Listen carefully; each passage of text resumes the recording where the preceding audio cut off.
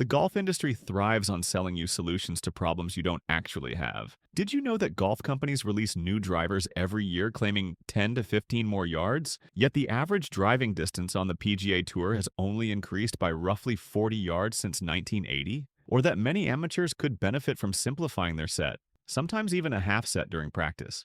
In this video, I'll break down the biggest equipment myths in golf, the marketing claims and conventional wisdom that are costing you strokes and emptying your wallet.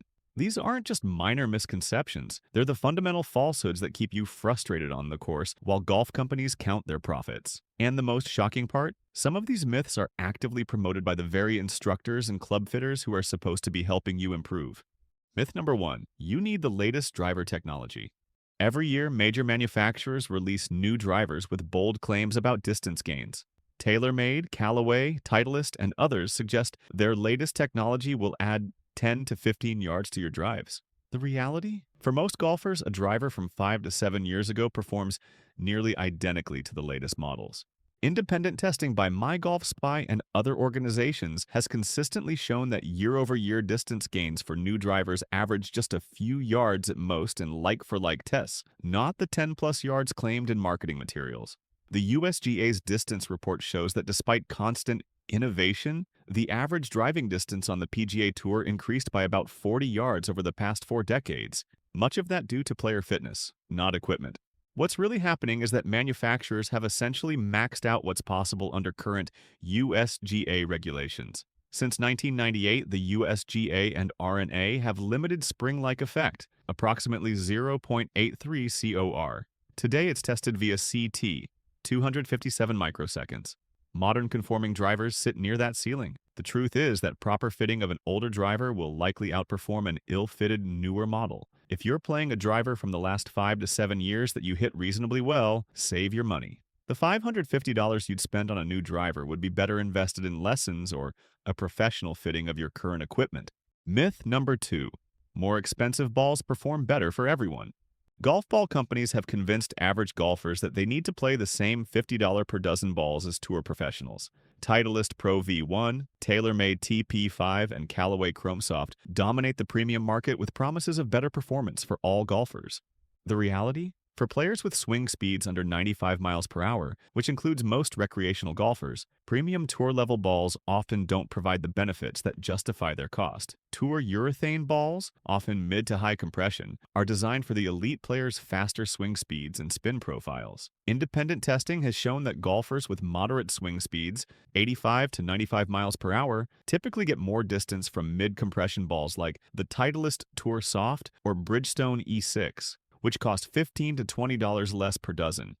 Many mid-speed players see tiny distance differences, but urethane typically offers higher greenside spin. Choose based on your needs, not price. Blind tests often find that many average golfers can't reliably tell mid-price from premium by feel or performance around the greens. The feel difference they perceive is largely psychological, influenced by knowing which ball they're hitting. The truth is that most amateurs would score better and save money by using balls matched to their swing characteristics, rather than copying what pros use. A proper ball fitting based on your swing speed and spin needs will improve your game far more than simply buying the most expensive option. Myth number 3, you need 14 clubs in your bag. The rules of golf allow players to carry up to 14 clubs, and manufacturers have convinced golfers that they need to max out this limit with specialized clubs for every situation. The typical bag includes a driver, 3-wood, 5-wood or hybrid, 4 PW irons, gap wedge, sand wedge, lob wedge, and putter. Many amateurs benefit from simplifying choices, e.g. half-set practice, but there isn't published data showing fewer clubs systematically lower scores. Still, for most recreational golfers, decision-making complexity can be a real issue, and having too many similar clubs can create confusion rather than confidence. For most amateurs, a simplified set with larger gaps between clubs encourages creativity and shot-making, skills that can actually improve your overall game more than having the perfect club for every yardage. This is especially true for higher handicappers who don't have consistent distances with each club. The truth is that manufacturers promote specialized clubs to sell more products, not because most golfers need them. Unless you're a low handicap player with consistent distances throughout your bag, you might benefit from a streamlined set with fewer redundancies, at least during practice rounds. If you're finding these equipment myths eye-opening, make sure to hit that subscribe button and turn on notifications right now. I'm constantly exposing the marketing hype and sharing the real data that can save you money and actually improve your game. Drop a comment below telling me which golf equipment you think is the most overhyped, and I'll share my honest assessment based on the latest testing data. Now, let's continue busting more expensive myths that are hurting your golf game. Myth number 4. Blade irons are only for pros. For decades, golf equipment companies have pushed the narrative that blade muscleback irons are only for elite players, while average golfers need game improvement or super game improvement cavity backs. This myth has convinced countless mid-handicappers to avoid blades entirely. The reality is more nuanced. While it's true that mishits are more punished with blades, they also provide better feedback, which can accelerate improvement. More importantly, modern players' cavity back irons offer substantial forgiveness, approaching many game improvement models while maintaining the look and feel many golfers prefer. On center strikes, same, loft, lie, performance is similar. Off-center, cavities win.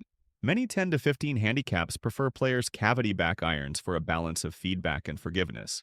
These clubs offer a middle ground that many mid-handicappers would benefit from exploring rather than automatically gravitating toward the most forgiving options. The truth is that many 10 to 15 handicappers would benefit from playing slightly more workable irons than what they're typically fitted for. The improved feedback and consistency on good strikes often outweighs the penalty on mishits, especially as players improve. Myth number 5, longer shafts equal more distance. One of the most persistent myths in golf equipment is that longer driver shafts automatically produce more distance. This has led to a steady increase in standard driver lengths, from 43 inches in the 1980s to 45.5 to 46 inches today. The physics seems simple. A longer lever arm creates more club head speed. However, what manufacturers don't emphasize is that longer shafts dramatically reduce consistency and accuracy.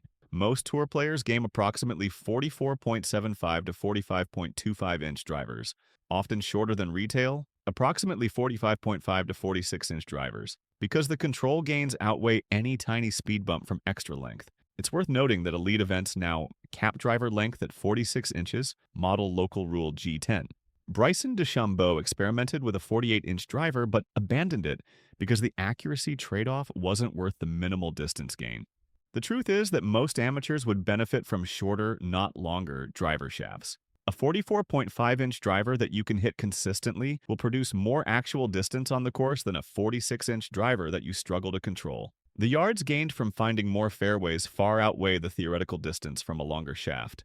Myth number 6. Custom fitting. Benefits. All golfers equally. The golf industry has successfully promoted the idea that every player, regardless of skill level, needs custom-fitted clubs. Major manufacturers and club fitting chains suggest that off-the-rack equipment is inadequate for anyone serious about improvement. Fitting can be valuable even for 20 handicaps, especially for launched spin and gapping, combined with coaching for best results. Start with a simple static fit, length, lie, grip size, before chasing exotic shaft profiles. Those basics deliver most of the early gains. While the benefits may vary by player and club type, even higher handicappers can see meaningful improvements from basic fitting elements like proper shaft flex, length, and lie angle. What's important to understand is that fitting isn't a magic solution by itself. The biggest gains often come from combining proper equipment setup with instruction. A good fitter will help you find clubs that work with your current swing while leaving room for improvement as your technique develops. The truth is that while fitting is beneficial across skill levels, the nature of what's most important changes. Better players might benefit from precise shaft profiles and head designs, while higher handicappers often see the biggest improvements from basic specs like length, lie angle, and shaft flex that match their physical attributes and swing tendencies. The golf equipment industry thrives on creating problems that don't exist and then selling you expensive solutions. From the myth that you need this year's driver to the false belief that premium balls benefit all players. These misconceptions cost golfers billions while rarely delivering the improvement they seek. The most effective approach to better golf isn't buying into these industry myths, but focusing on fundamentals. Developing a repeatable swing, improving your short game, playing equipment that matches your abilities, and practicing with purpose. By understanding the reality behind these equipment myths, you can make smarter decisions about where to invest your time and money, leading to actual improvement rather than endless cycles of purchasing the latest game-changing products. Remember that the best players in history achieved greatness with equipment far less advanced than what average golfers use today. Jack Nicklaus won 18 majors with persimmon woods and balata balls. The limiting factor in your game isn't your equipment, it's your skill. Focus on improving that, and you'll see results that no new purchase can deliver. If you found these myth-busting insights valuable, make sure to hit that subscribe button and turn on notifications. I'm constantly exposing the marketing hype and sharing the real data that can actually improve your game. Drop a comment below telling me which golf equipment myth surprised you the most, and I'll see you in the next video.